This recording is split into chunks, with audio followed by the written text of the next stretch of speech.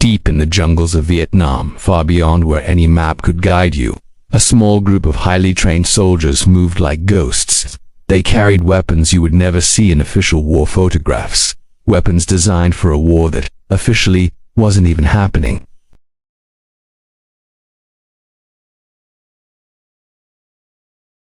This was America's most secretive special operations unit of the entire Vietnam War. Their missions took them deep behind enemy lines into Laos, Cambodia, and even North Vietnam itself. Survival depended on silence, adaptability, and the ability to unleash overwhelming force in an instant.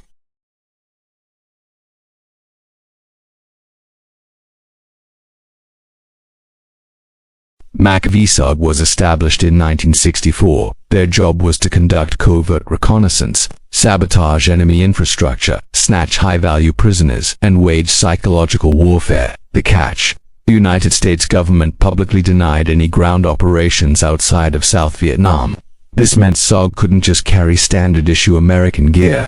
Their weapons had to be deniable, untraceable back to the US if possible. Every single piece of equipment carried into the sweltering jungle had to be light, utterly reliable in the suffocating humidity, and devastatingly lethal at the close ranges where most firefights happened.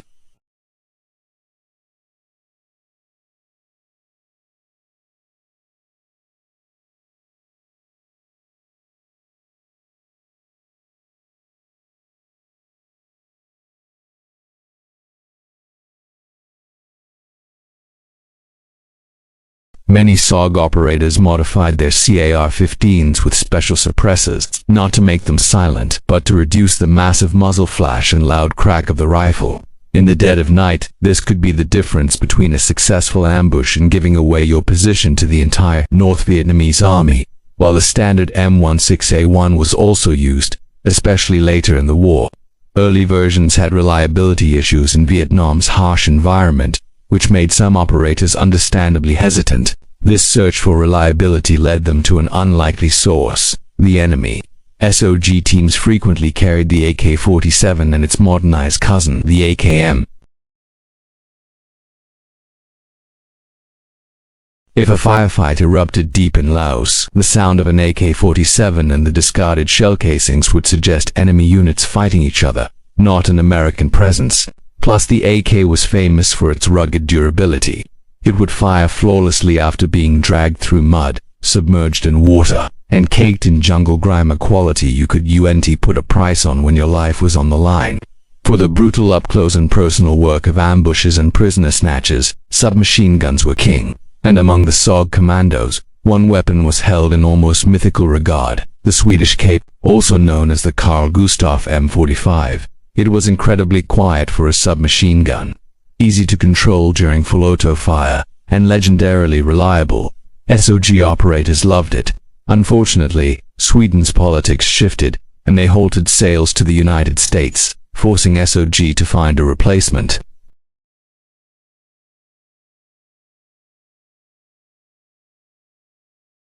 While it was lighter, many operators felt it just wasn't as durable or reliable as the original. Other submachine guns also found their way into the SOG arsenal, like the French MAT-49, often captured or acquired through covert channels. Even the old British Sten gun from World War II made appearances, a perfect tool for missions requiring extreme deniability. Shotguns also had a specific, terrifying role: the point man, the soldier walking at the very front of the patrol.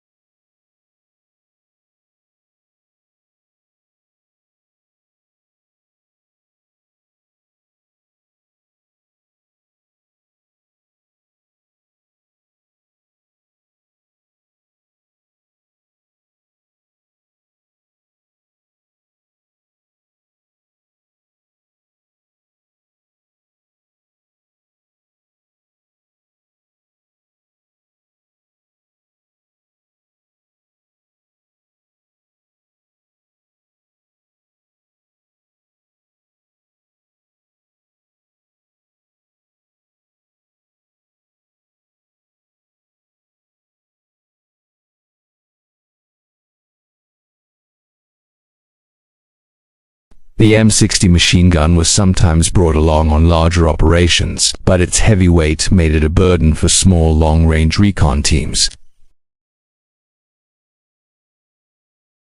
The Soviet-designed RPD light machine gun was often used.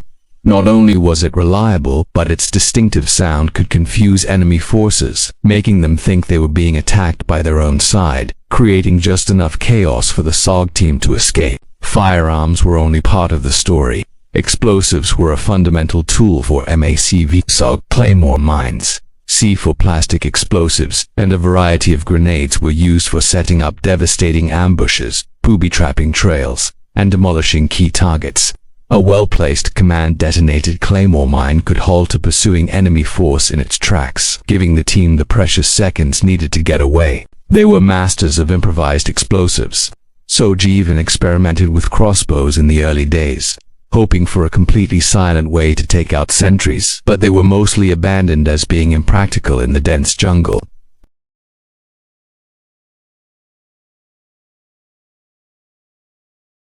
They tried out rifles that fired tiny metal darts called flechette, specialized suppressors, and custom-made ammunition. Many of these weapons were never officially documented, adding to the mystique and secrecy that still surrounds the unit today.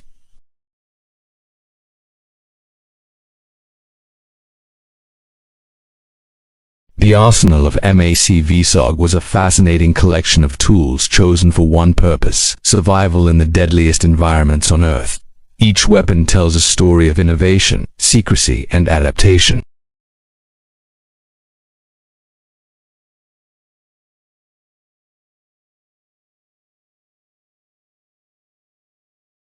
They fought a secret war that few people knew existed, using weapons that blurred the lines between friend and foe. Their legacy is not just one of bravery, but of ingenuity, proving that in the shadows, the right tool in the right hands can change the course of history.